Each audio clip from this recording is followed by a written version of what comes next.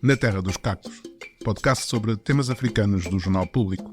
Elísio Macamo e eu, António Rodrigues, discutimos quinzenalmente às quartas-feiras os assuntos de África. Porque, se como dizia o poeta moçambicano Eduardo White, os países africanos são hoje os grandes cacos e os pequenos cacos dos sonhos que eles partiram ontem, então todos devemos refletir a melhor forma de os colar. Bem-vindos a mais um episódio de Na Terra dos Cacos, o podcast do Jornal Público sobre temas africanos.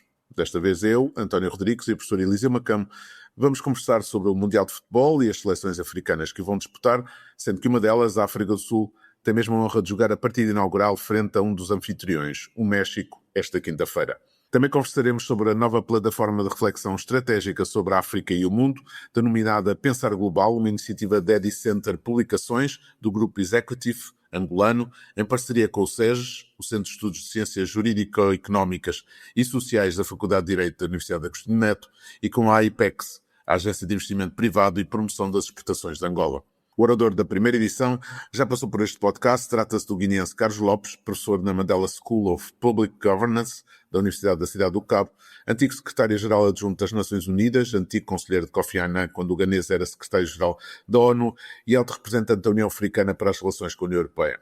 Carlos Lopes vai falar de África e o mundo, repensar o presente e redefinir o futuro, uma reflexão profunda, estratégica e provocadora sobre a soberania económica, relações internacionais e oportunidades de transformação do continente, escreve o Jornal Económico Angolano Mercado. Na segunda parte, o nosso entrevistado é o investigador Rui Blanes, que vem ao podcast falar sobre o 27 de maio em Angola, do trabalho da Civicop, a Comissão para a Implementação do Plano de Reconciliação em Memória das Vítimas dos Conflitos Políticos em Angola, sobre a nova alegada descoberta de uma vala comum num cemitério de Luanda com 600 restos mortais de vítimas da purga, que se seguiu à dita tentativa de golpe de Nito Alves a 27 de maio de 77.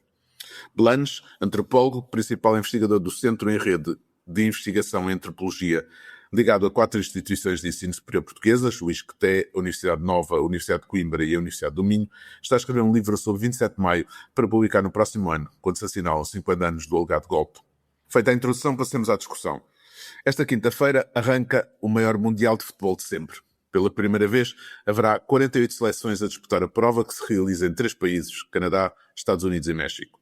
No primeiro Mundial, realizado no Uruguai em 1930, participaram 13 seleções e disputaram-se 18 encontros. Quando acontecer a final deste Mundial, o 23º da história, no MetLife Stadium em East Rutherford, Nova Jersey, a 19 de julho, ter-se-ão jogado 104 encontros, sendo que as 4 seleções que chegarem às meias finais realizarão 8 jogos em 56 dias.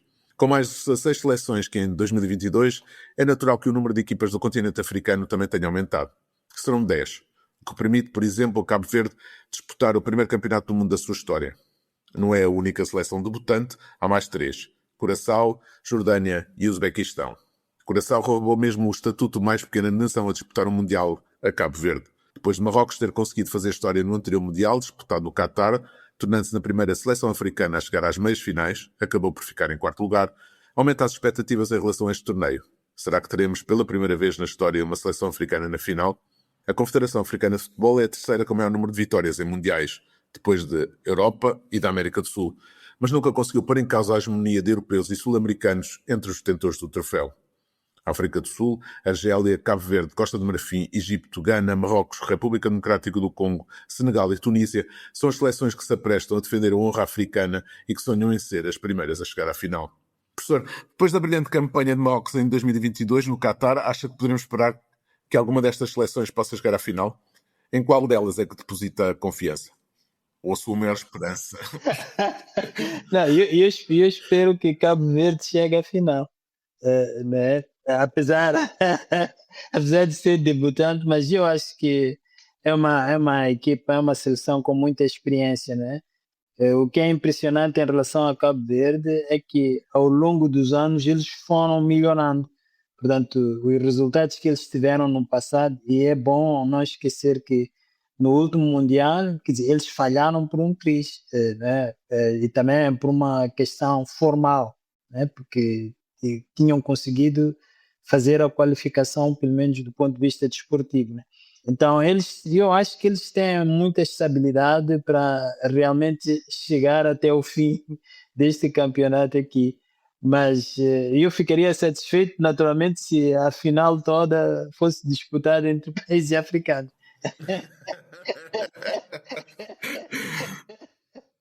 Professor, mas sejamos realistas.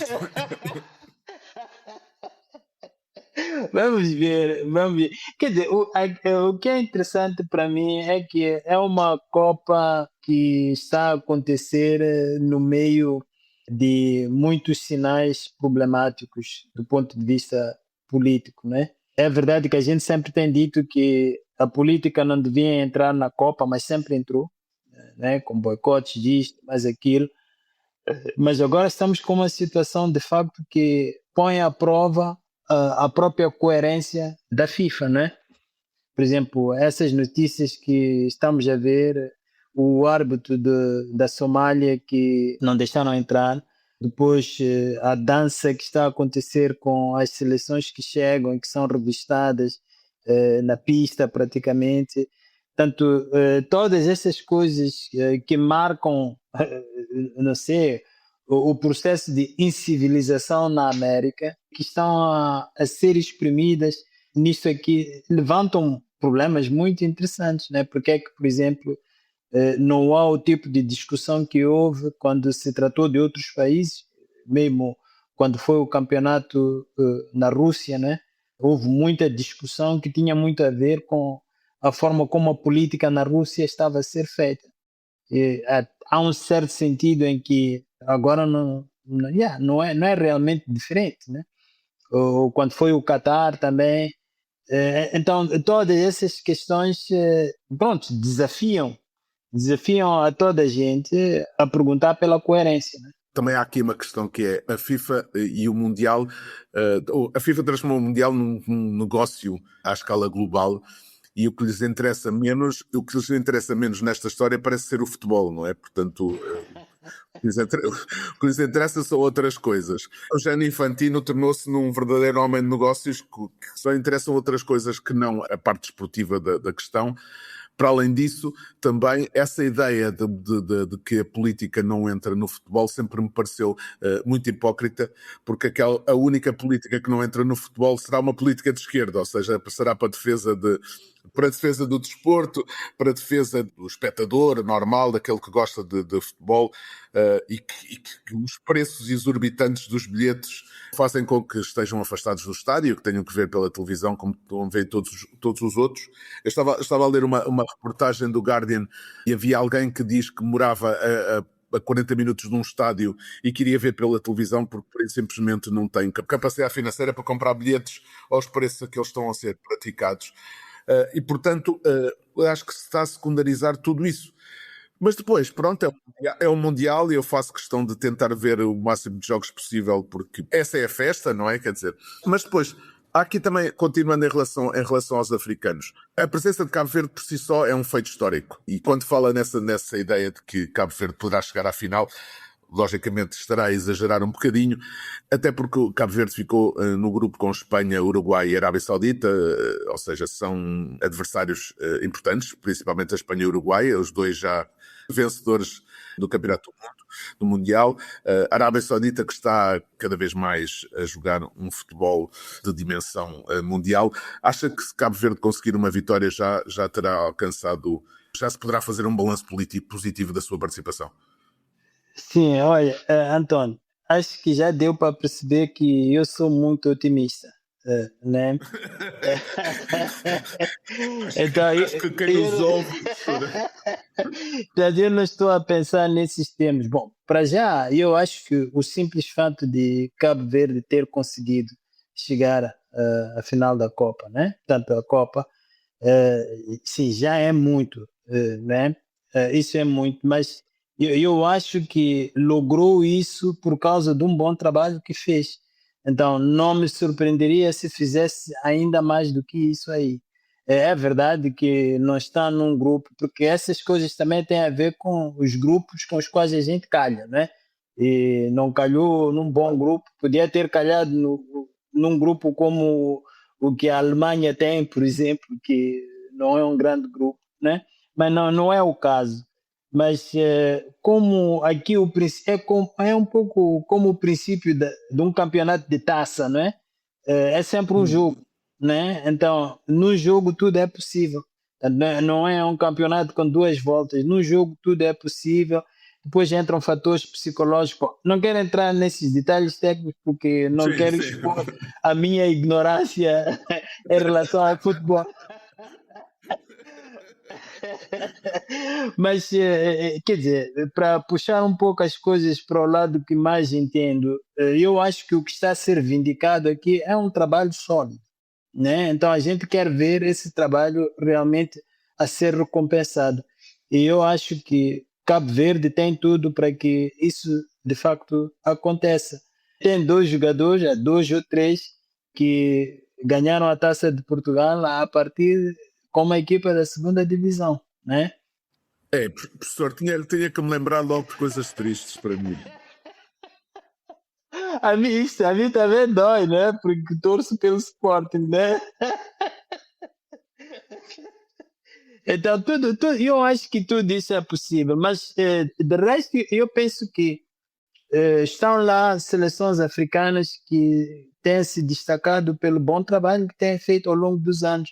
Tanto, pronto, os do Maghreb, né? O Egito e Marrocos, esses sempre fizeram um bom trabalho. Portanto, estão a colher aquilo que sempre fizeram. Mas as outras seleções, como a seleção do Senegal, por exemplo, a seleção do Ghana e a seleção da Costa do Marfim, também têm se destacado por um bom trabalho, né? A seleção sul-africana tem um pouco as características da seleção saudita, né? Que eles têm um campeonato local muito forte e que beneficia da presença de jogadores de outros países, né? Isso eleva a qualidade do seu Sim. futebol. A grande surpresa para mim vai ser a grande incógnita, vai ser o Congo, né? Sei como é que o Congo vai se dar, mas fez uma boa campanha. Então, eu acho que nós estamos mesmo na presença de uma situação muito interessante para a gente avaliar o que significa trabalhar bem para chegar a um determinado lugar. E todas essas equipas africanas que estão lá, de facto, trabalharam muito bem. Isto é o resultado de trabalho de longos anos, né? E porquê é que Moçambique não está lá? Bom, é essa a razão que eu dei, é resultado de bom trabalho ao longo de anos. Então, Moçambique ainda não fez esse trabalho. Já começou, né? Por exemplo, a seleção sub-17 qualificou-se para a Copa no Catar, né? Pela primeira vez, isso é um grande feito. Tanto significa que, bom, pode não ser o bom trabalho que está a ser feito, mas isso significa que há talento, né? E às vezes é só isso que é necessário, né? Que apareça uma coorte boa, que tem potencial para fazer as coisas mudarem e, a partir do seu sucesso, encorajar melhorias, promover melhorias na forma como estas coisas são tratadas, né? O dia de Moçambique vai chegar. Dos 26 convocados desta seleção de Cabo Verde, 14 nasceram fora das ilhas. 6 deles nasceram em Roterdão, nos Países Baixos, entre uma comunidade de cerca de 20 mil cabo-verdianos que aí vive. É uma tendência corrente dos países africanos recorrerem a jogadores com dupla nacionalidade. Por exemplo, metade da seleção de Marrocos de 2022 nasceu fora do país e no jogo da meia-final perdida contra a França, dos 16 jogadores que entraram em campo, 9 tinham dupla nacionalidade. Curiosamente, do outro lado, entre os franceses, dos 13 utilizados pelo Didier Deschamps, 7 poderiam, se assim o quisessem, ter optado por jogar para uma seleção africana. Portanto, é dos dois lados. Aliás, neste Mundial, o Désiré Doué, do Paris Saint-Germain, que joga pela seleção da França, o seu irmão mais velho, o Guela Doué, é internacional pela Costa de Marfim. Curiosamente, o tio deles, chamado Désiré Nomandier, foi árbitro internacional marfinense e também esteve no Mundial de 2014. Não sabia. Portanto, Okay. isto para perguntar não só esta coisa da nacionalidade e da naturalidade, que para mim acho que isto é relevante, mas sobre a falta de infraestruturas, da capacidade organizativa, do financiamento, para que o futebol em África tenha capacidade para desenvolver as qualidades dos seus melhores talentos no continente. Quer para alimentar os seus próprios campeonatos com futebolistas de qualidade, quer para fazer transferências que lhes tragam as mais-valias possam financiar o seu próprio futebol, não é? Porque o problema é que antes ainda se falava de algumas escolas, e ainda algumas, não é? Há algumas escolas, há, por exemplo, a escola de onde saiu o Sadio Mané, que saiu de uma escola de talentos em África, mas está-se a perder muito isso, ou seja, por exemplo, em relação a Portugal. Portugal teve vários jogadores da Guiné-Bissau que saíram muito jovens e que acabaram por se tornar internacionais portugueses, exatamente porque a falta de capacidade organizativa, ou seja, o talento perde-se também para outros países, porque não há capacidade para manter esse talento e para o desenvolver, não é? Quer dizer, porque o talento é uma coisa e depois é preciso desenvolver tudo o resto em cima desse talento, não é? Sim, é a economia política do desporto internacional, né? Eu costumo chamar isto aqui de doping estrutural. Portanto, há um doping estrutural que a gente ignora, mas que está presente, sobretudo no futebol, né? No desporto de alta competição. Como é que ele se manifesta? Manifesta-se através de uma desvantagem estrutural, sabe? Por exemplo, o doping, aquelas substâncias, né? A gente não pode tomar aquilo ali porque dá uma vantagem injusta, é o que a gente diz. Mas olha, se eu olho para a forma como um jogador alemão, ou um jogador inglês, ou um jogador francês, bem português, como ele cresce, né? Ele cresce com tudo, né? Bem alimentado, bem cuidado do ponto de vista da saúde, com tudo o que ele precisa para evoluir, para se desenvolver como desportista, né? E essa não é a situação que é vivida por alguém que nasce e cresce no Ghana ou no Senegal. Eu sei de mim próprio que eu tive que aprender a jogar futebol 2 vezes. Aprendi primeiro descalço e depois, quando comecei a jogar num clube de futebol, tive que calçar as botas, né? E é uma nova aprendizagem, né? Coisas simples, a gente nem presta atenção a isso aí. Mas o futebol foi inventado na Inglaterra. E é por isso que é jogado no relvado. Mas aqui em Moçambique a gente não joga no relvado, a gente tem que forçar. É verdade, agora com a relva sintética as coisas melhoraram um bocado, mas nem sempre é relva sintética e há sempre uma diferença entre essa relva e a relva natural, né? Então, tudo isso aí são fatores de desvantagem para esses países. Não é só o fato desses países não poderem manter os seus talentos e dar as condições, não sei quanto. É a própria ideia do futebol, a própria ideia das regras de futebol que está inclinada a favor de um certo grupo de países. Por exemplo, uma final entre, vamos na Alemanha, a Alemanha e Cabo Verde. Não é uma final justa, né? Não há igualdade de armas, né? Porque para Cabo Verde chegar lá, Cabo Verde fez muito mais do que a Alemanha fez. Para o Marrocos chegar às meias finais na última Copa, teve que fazer muito mais do que a França e todos esses outros países, né? Portanto, há uma economia política do futebol que a gente ignora, mas que desempenha um papel muito importante nisto aqui. Uhum. Ou seja, o futebol africano está condenado, como em outras áreas, a exportar a sua matéria-prima. Infelizmente, infelizmente, mas eu prefiro não dizer muito em relação a isso, senão alguém começa a falar de mim, né? Então, mas esse é um grande problema, né? É verdade que agora muitas seleções africanas também começam a procurar nacionais ou filhos descendentes.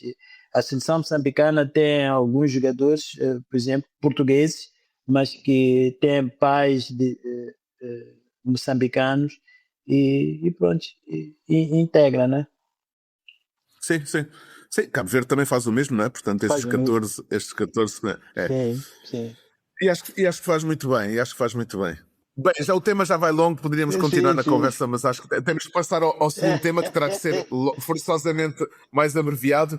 A iniciativa da Edicenter Publicações de criar uma plataforma em Angola que faça a convergência entre entidades públicas, empresariado, academia e comunicação social pretende produzir conhecimento e pensamento estratégico sobre a África, algo que não abunda muito no continente, mais habituado a reagir às estratégias pensadas por outros em relação à África do que a impor o seu próprio pensamento estratégico aos outros continentes. O facto de contar com Carlos Lopes como primeiro orador abona a favor da seriedade da iniciativa, tendo em conta o facto de ser uma das vozes mais respeitadas dentro do continente africano no que diz respeito a um pensamento estratégico para a África. O debate, que terá lugar na próxima segunda-feira, 15 de junho, em Luanda, terá a moderação de José Otávio Serra Van Dunen, coordenador do SES, e do economista Alves da Rocha, diretor do Centro de Estudos e Investigação Científica da Universidade Católica de Angola. Professor, sem mais delongas, como olha para esta iniciativa? Acha possível que venha a produzir conhecimento prático que possa ser abraçado por governos africanos e transformado em políticas públicas? Bom, são duas perguntas aí. Se vai produzir o conhecimento útil e prático, acho que sim. Tem tudo para isso aí. E conforme o próprio António disse, o fato de o primeiro orador ser uma pessoa da estatura do Carlos Lopes, não há melhor conhecedor dos desafios econômicos e políticos que são enfrentados pelo continente africano, melhor do que o Carlos Lopes, né? Portanto, uma pessoa com uma visão muito ampla e que conhece as instituições internacionais de uma forma excepcional. Então, isso abona a favor da seriedade desta iniciativa. Agora, se esse conhecimento vai ser utilizado pelos governantes, essa é a segunda pergunta, né? E essa aí a gente não tem como responder, porque, infelizmente, um dos maiores problemas que nós temos em África é justamente esse, é de tirar proveito do conhecimento que existe. Sabe? Não é que haja falta de conhecimento em África, não é que não haja pessoas conhecedoras das coisas em África. Aqui em Moçambique, na Guiné, não sei, de todo lado há gente que conhece as coisas, mas há um problema de tradução, né?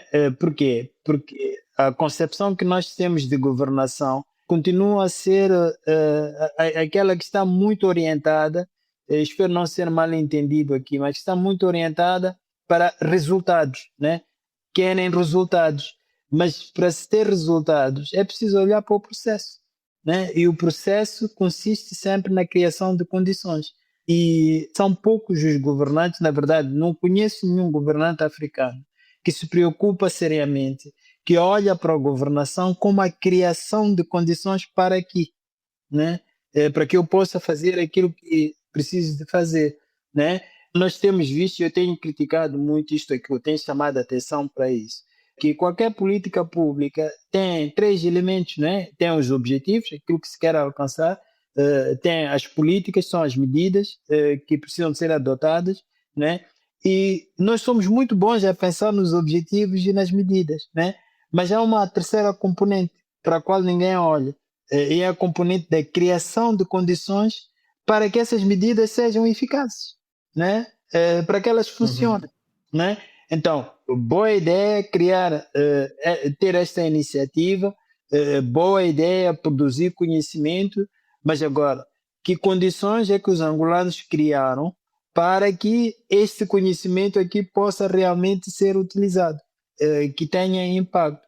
E essa é sempre o calcanhar de Aquiles de toda a iniciativa no nosso continente. Isso terá muito a ver com o facto dessa terceira parte ser muito pouco visível, não é? Criar condições não ajuda muito politicamente. Eu acho que tem muito a ver com isso aí, mas também tem a ver com uma certa limitação política, né? E talvez, não quero esticar muito o pescoço aqui, mas também eu havia de culpar um pouco o discurso do desenvolvimento.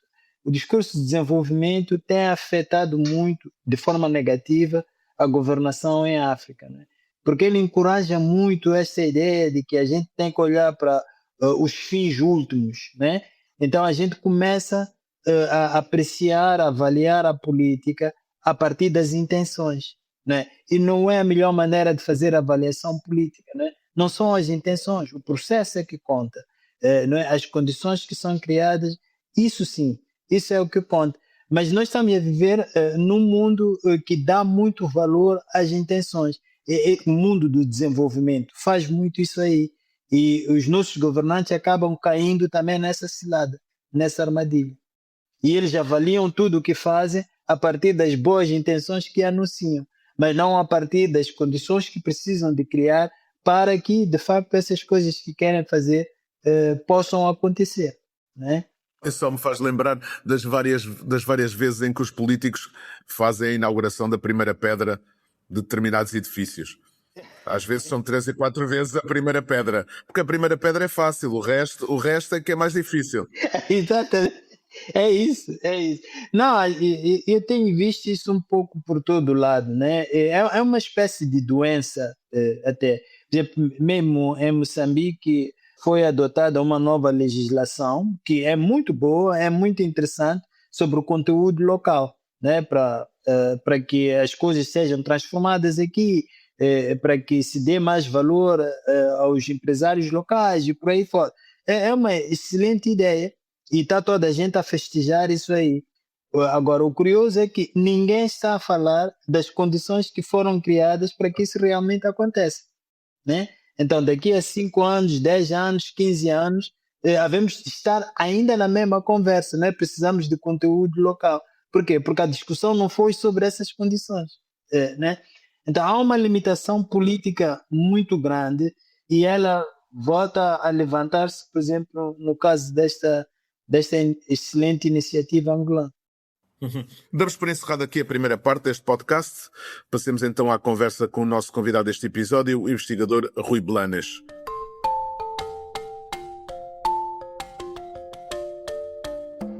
A 8 de maio, o Ministro da Justiça e dos Direitos Humanos angolano, Marci Lopes, coordenador da Comissão para a Implementação do Plano de Reconciliação em Memória das Vítimas dos Conflitos Políticos em Angola, anunciou que tinha sido descoberta uma vala comum com ossadas de 600 pessoas no cemitério da Mulemba, mais conhecido como o Cemitério do 14, no distrito urbano de Ojiaenda, em Luanda. A Unidade Central de Criminalística em Luanda e as suas delegações provinciais foram incumbidas então de divulgar uma lista identificando as ossadas para permitir aos familiares de desaparecidos dos conflitos políticos em Angola saber finalmente o paradeiro dos seus familiares desaparecidos.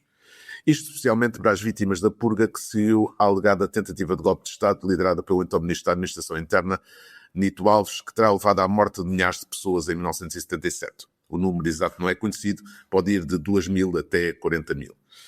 A notícia seria uma boa notícia não fosse dar-se o caso das escavações não terem cumprido aparentemente o rigor científico que se exige nestes casos, do facto de também não haver laboratórios forenses para poder identificar as ossadas em Angola e, portanto, não se poder anunciar desta forma algo que não se pode comprovar, nem haver dados de arquivo para fazer comparações de ADN para que se possa identificar com rigor as 600 pessoas identificadas pelo Jornal de Angola.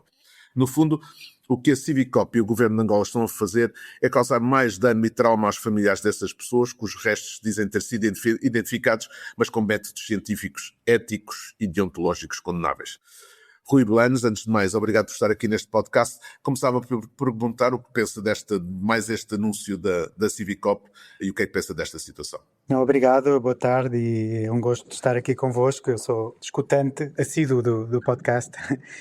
Pronto, eu interpreto isto como, de certa forma, uma continuidade com outros processos que têm acontecido no âmbito da Civicop, que têm privilegiado, digamos assim, a apresentação mais ou menos performatizada de resultados sobre algum cuidado no processo. Então, este processo em concreto acho que acabou por ser mais grave no sentido de que estamos a falar também no conjunto assinalável de provas, ou seja, estamos a falar de 600 vítimas identificadas, portanto uma escala bastante relevante, mas mais uma vez marcada pelo mesmo tipo de problemas que aconteceram noutras escavações anteriores promovidas pela Civicop, e estou a pensar concretamente nas escavações que tiveram lugar nas Palmeirinhas, no sul de Luanda, e também na Jamba, também no contexto da violência, no contexto da UNITA, neste caso, e que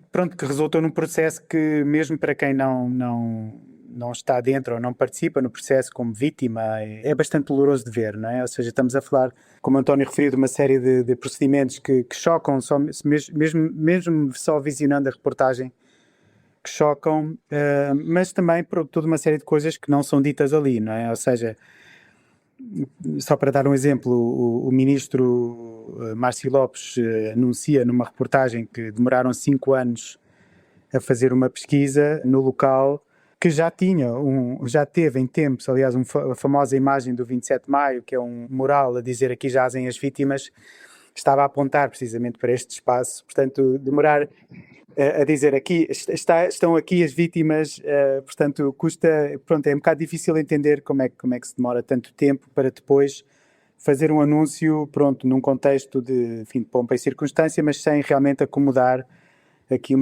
a sensibilidade e o potencial trauma que as famílias dos sobreviventes e dos desaparecidos podem ter passado, não é?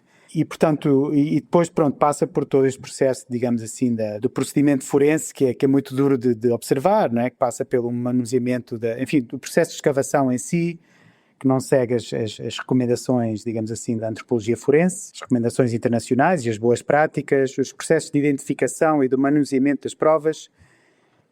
Tudo aquilo é apresentado de forma bastante explícita, nesse sentido é transparente, não é? Na forma como apresentam, mas que na realidade é duro de ver, não é? E sobretudo também, como o António referiu aqui, a pressa com que se anunciou, digamos assim, anunciaram os resultados sem realmente fazer todo um trabalho, ou ter tempo a fazer um trabalho de prova e contra-prova ao nível do ADN, não é? Ou seja, estas listas que apareceram, ou esta lista que apareceu de 600 pessoas, não foi feita a partir da confrontação ou da análise das pessoas que tinham dado familiares como desaparecidos, não é? Isto é uma lista que foi construída a partir de testemunhos recolhidos internamente no âmbito da Comissão, a partir de documentos mais ou menos históricos ou mais ou menos atuais fornecidos pelos serviços secretos angolanos, desde a então DISA até hoje, não é? E assim chega-se a este momento em que se decide publicar uma lista como uma lista das vítimas que estão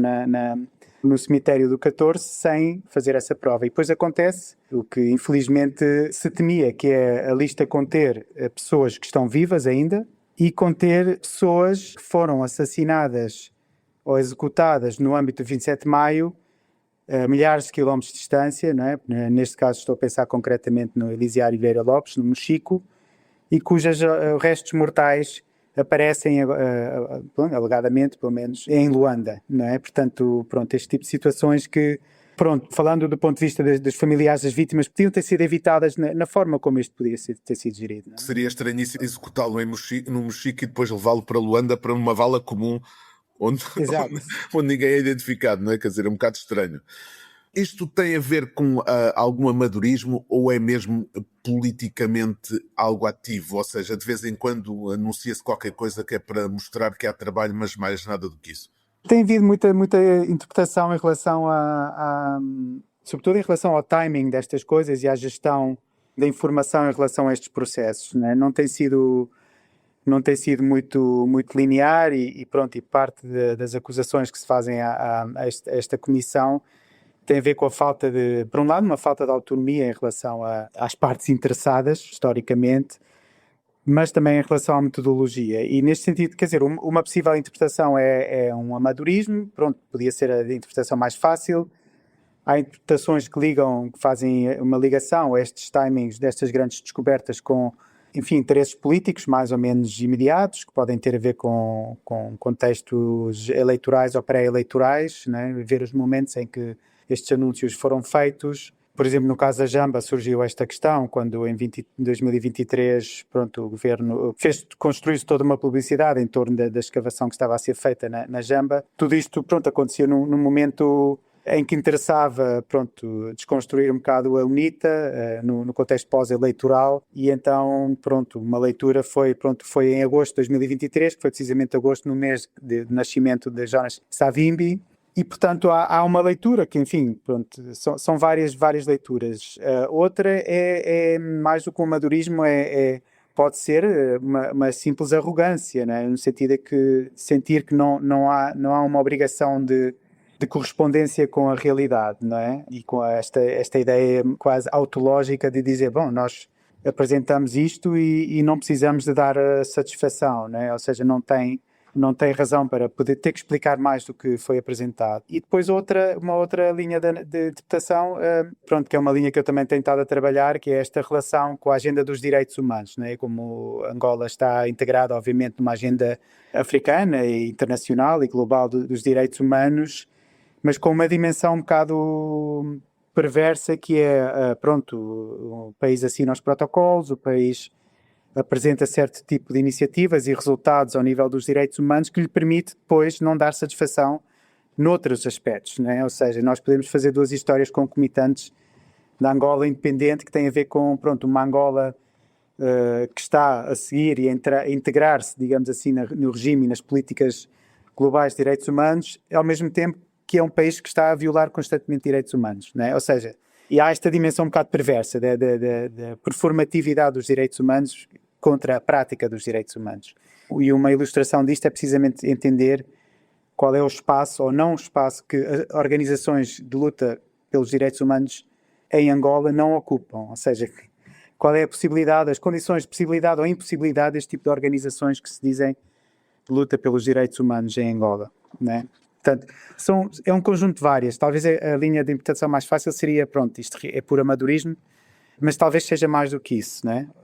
Para além disso, seja outras coisas também. É um amadorismo profissional. Talvez, sim. Estruturado e sistemático. Por acaso eu queria realmente colocar uma pergunta também em relação a essa questão do amadorismo, mas também em relação ao envolvimento de grupos cívicos, né? Porque uma coisa que é interessante nesta questão é que, apesar de tudo, o governo angolano teve a coragem de abrir esta coisa. Era impossível imaginar que um acontecimento tão trágico, tão doloroso e tão incômodo politicamente pudesse ser abordado com uma certa abertura por um governo que não é conhecido por ser aberto a este tipo de coisas, né? Então, a tese do amadorismo faz muito sentido sob esse pano de fundo, né? Mas também a questão pode ser realmente das condições, né? Até que ponto é que este é um processo social em Angola e não apenas um processo governamental. Uhum. Eu diria que, ou seja, realmente, pronto, esta comissão, esta criação desta comissão em 2019, por um lado, eu diria que apanhou muita gente de surpresa, não é? Na altura da sua criação e até hoje até se debate sobre o porquê de se ter criado isto, pronto, e aí podíamos abrir mais um debate em torno disso. Mas pronto, realmente respondeu, na realidade, respondia aos anseios de muitas associações de vítimas e de sobreviventes que foram sendo criadas ao longo dos anos nas últimas décadas e pronto, em Luanda com a Fundação 27 de Maio, mas em Portugal com toda uma série de organizações. E nesse sentido foi bem recebida, não é? E pronto, eu acho que também não se pode cometer o erro de fazer aqui um blanket, uma abordagem blanket e achar que é tudo, que a motivação é só uma. Na realidade, eu reconheço que havia muita sinceridade neste propósito por parte de muitos dos intervenientes, não é? Basta recordar que o próprio Francisco Queiroz, o então Ministro da Justiça, também foi ele vítima de violência política. Pronto, também se fala também na hipotética influência da mulher de João Lourenço, da esposa de João Lourenço, digamos assim, nesta criação. Nunca foi tornado explícito, não é? O porquê desta iniciativa. Pronto, também há essa leitura mais ou menos eleitoralista, até que ponto é que isto poderia também não responder a um contexto pré-eleitoral, pré-2022, no caso de Angola, não é? Pronto, e aqui, pronto, por um lado, voltando à questão do amadorismo, há uma dimensão, ou seja, uma leitura crítica, há aqui muito amadorismo, mas também há muita produtividade, ou seja, isto para determinadas pessoas, dentro do regime, cumpriu propósitos e cumpre propósitos, portanto, faz coisas. Por outro lado, também é importante ter em conta que, por muito que queiramos criticar este processo, na realidade, também como dizia o Elísio, criou-se aqui um espaço que era um pouco impensável até 2019, que é um espaço de discussão pública em relação a este caso, né? E pronto, só para recordar que a Comissão Civicop foi criada como uma comissão genérica para vítimas de violência política, né? E portanto cabe toda a violência política que existiu entre 75 e 2020 e 2002, o fim da Guerra Civil. Mas pronto, na realidade tem sido dominada por um lado pela questão do 27 de Maio e por outro pela questão da UNITA, não é? Mas em qualquer caso permitiu precisamente criar aqui um espaço de debate público, ou seja, nós desde então temos vindo a ver toda uma série de intervenções, iniciativas e movimentos de expressão e de opinião em relação ao que aconteceu no 27 de maio que talvez não seria possível há 10 anos atrás, não é? E nesse sentido há que reconhecer que é um efeito positivo, não é? Claro que essa opinião, também a sobreexposição e a sobre-opinião também cria barulho e cria confusão e por aí fora, não é? Mas tem esse mérito também, não é? E então, pronto, o mérito onde é devido, esta permitiu aqui um espaço de sociedade civil, de intervenção da parte da sociedade civil. Mas pronto, por outro lado, também existem algumas críticas em relação a qual é que é a sociedade civil que está representada na Civicop, não é? E, de facto, logo desde o início do processo, houve uma série de associações de vítimas e sobreviventes que se desmarcaram do processo por não concordar ou por não se reverem nas iniciativas e por aí fora. Pronto, e há alguma suspeição também que existe em relação à própria Fundação 27 de Maio, que se ergueu em Angola como a representante oficial das vítimas, apesar de não ser necessariamente o caso, no sentido em que não representa todas as vítimas ou familiares de vítimas e desaparecidos, não é? Mas concordo, não é? Sim, existe um espaço novo criado a partir desta comissão. Sim. E bom, e a questão agora também é saber o que seria um resultado ideal, né? O fato de ter sido aberto um espaço para debate, para reflexão pública sobre isto, parece-me um bom resultado. Mas depois disso, há mais alguma coisa que o Rui vê como sendo um bom resultado deste processo aqui?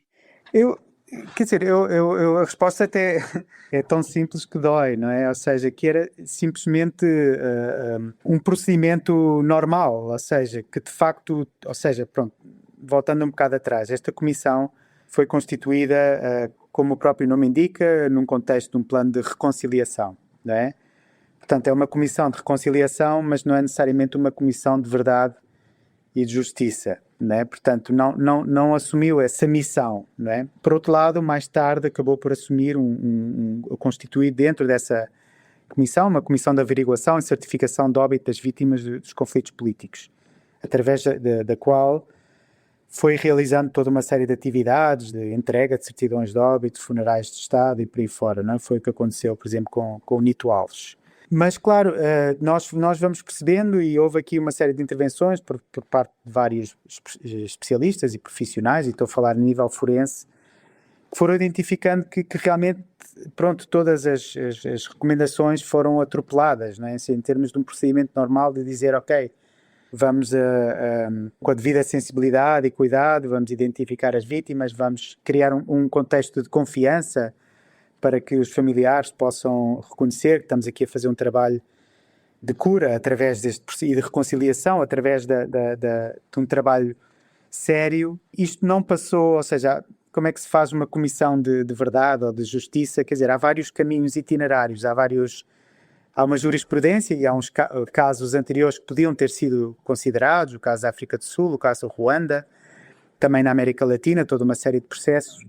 Argentina, Chile, Brasil, pronto, podia ter havido aqui todo um conjunto de lições que podiam ter inspirado o processo. Mas a solução passava simplesmente por isso, por um contexto onde se construísse uma confiança suficiente entre os diferentes agentes e atores dentro deste contexto para que sintam algum tipo de justiça, não é? Se não por via da investigação, não é? Porque, pronto, é uma decisão política, pode ser aceita ou contestada, mas também reconhece que é difícil fazer uma investigação, um apuramento, quase 50 anos depois, digamos assim, de quem é que são as vítimas e os perpetradores, não é? E como é que morreu a pessoa A ou B. Tudo isto é muito complicado. Portanto, para a maioria das vítimas, cada familiar de vítima ou desaparecido tem a sua ideia do que é uma justiça ou um fechamento em relação a este processo, não é? Para alguns pode passar por eu quero saber a verdade, por outros pode passar por dizer eu quero um pedido de desculpas, e que foi o que aconteceu, foi a tomada de posição do presidente João Lourenço em 2021. Para outros passaria por uma compensação económica, que é legítima, dizer já a mim não me devolve o meu familiar, mas pronto, a compensação, nem que seja como um ato simbólico, para mim é suficiente. Mas, em qualquer caso, faltou aqui um diálogo alargado que cumprisse uma série de passos simples, mas fundamentais para construir confiança para isto, mas o governo, pronto, optou, o governo, porque, claro, eu estou aqui a conjugar a Civicop com o governo de Angola, né? Porque não, infelizmente não há essa separação que seria o ideal, né? Poder fazer uma comissão que incluísse atores autónomos e independentes, eventualmente internacionais ou não, mas não foi essa a opção. Optou-se por estas vias mais simbólicas dos atos de entrega de óbito, fazer toda uma série de... Talvez vou ser um bocado cínico aqui, mas fazer um pouco de show com algumas iniciativas. Estou-me a lembrar, por exemplo, de um momento particularmente difícil em que, pronto, entregaram certidão de óbito às filhas do Nito Alves e de Saidi Mingas, para já sem essa prova e contraprova ADN, mas também juntando-as sem aviso prévio. Por exemplo, houve ali toda uma série de questões que foram, enfim, usadas para fins mais propagandísticos e publicitários, e realmente isso é muito doloroso de ver, né? Pronto, portanto, a solução passaria por pronto, fazer um processo mais normal nesse sentido, e não controlado e dominado por uma série de objetivos mais performance pública, não é? Eu tenho que intervir aqui por causa do tempo. Precisamos de falar um bocadinho da sua investigação, desse livro que está a preparar sobre os acontecimentos do 27 de maio para ir publicar no próximo ano. Pode levantar um bocadinho o véu sobre essa investigação? O que é que... Para já tem editora e já tem título? Nem uma coisa nem outra, porque tem um título provisório, não é? Que tem a ver com um conceito que eu vou buscar a um escritor espanhol, o Javier Cercas, que é, pronto, a ideia da anatomia de um instante, não é? Esta ideia de como um dia em particular em Angola mudou radicalmente a vida de milhares de pessoas. Um livro muito bom, diga-se de passagem, sobre os acontecimentos do 23F, sim. Exatamente, também uma tentativa de golpe de Estado. Exatamente. Não é? Mas pronto, quer dizer, o que é que se está a tentar fazer nesta pesquisa? Pronto, estamos a tentar, o ponto de partida aliás, é o presente, que é todo este processo do Civicop, que tem este paradoxo de, por um lado, abrir um campo de memória possível em relação aos acontecimentos, mas por outro, correndo o risco de fechar e de colocar uma pedra sobre coisas que talvez merecessem mais pesquisa. Então o livro faz uma retrospecção em relação ao que é que, não só o que é que aconteceu naquele dia, mas aqui assumindo também uma posição um pouco pronto, porque no fundo a literatura que existe sobre o 27 de maio, que felizmente está a crescer, e tem havido uma publicação crescente em torno deste tema, continua muito numa lógica, de certa forma, um pouco manicaísta e posicionada a favor, contra um lado ou outro. E a pesquisa que se está a tentar fazer aqui é um bocado de tentar triangular várias perspectivas e construir um retrato mais social, digamos assim, mais plural e de certa forma mais complexo e obviamente aceitando contradição nas perspectivas e nas experiências, não é? Em relação ao que é que aconteceu, obviamente olhando para as causas, não é? E aqui, pronto, há aqui toda uma série de elementos que costumam aparecer em relação ao 27 de maio, que tem a ver com, enfim, dimensões talvez de economia política, de análise militarística, por aí fora. E eu acho que é preciso complementar. Eu sou antropólogo de formação, então quero complementar isto também um pouco com uma perspectiva mais de baixo para cima, não é? Ou seja, da experiência numa construção social de um processo, ou como é que as pessoas viveram este processo até ao 27 de maio, não é? Havia ao lado do protagonismo político e militar, não é? E que pode meter todas estas questões da geopolítica internacional, da Guerra Fria, de Angola como proxy, guerra civil, a situação militar, situação da segurança por aí fora, a crise económica, mas também esse lado social, não é? O que é que se estava a viver na Angola pós-independência, não é? E como é que as pessoas que não tinham nada a ver com todos estes processos políticos e militares viveram esta questão. Para depois, pronto, e incorporar isso também na anatomia do 27 de maio, que é, ok, que é que há aqui vários protagonistas, mas também há pessoas que estavam lá e viram e testemunharam sem ser necessariamente protagonistas.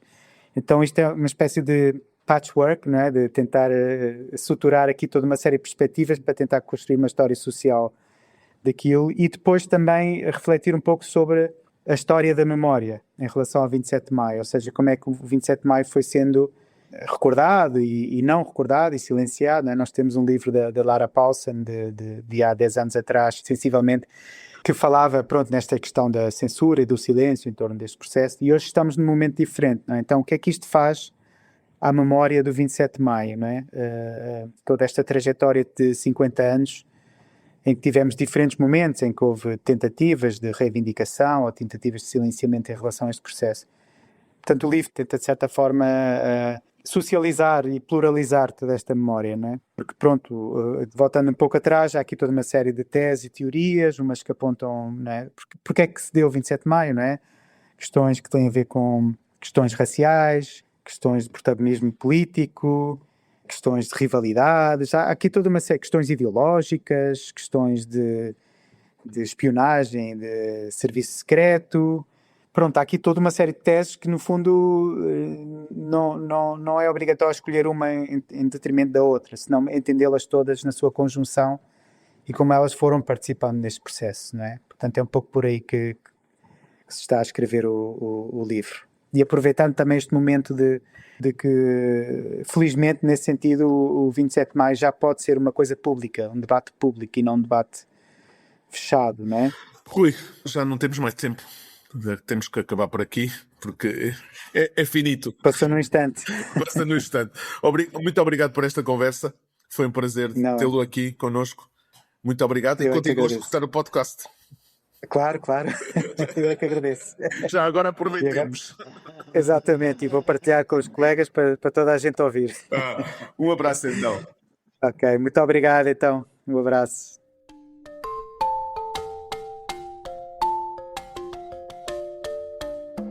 Quase a chegar ao fim de mais este episódio de Na Terra dos Cacos, o podcast do Jornal Público sobre temas africanos, só nos resta mesmo deixar aqui as nossas sugestões antes das despedidas. Professor, o que é que nos trouxe desta vez?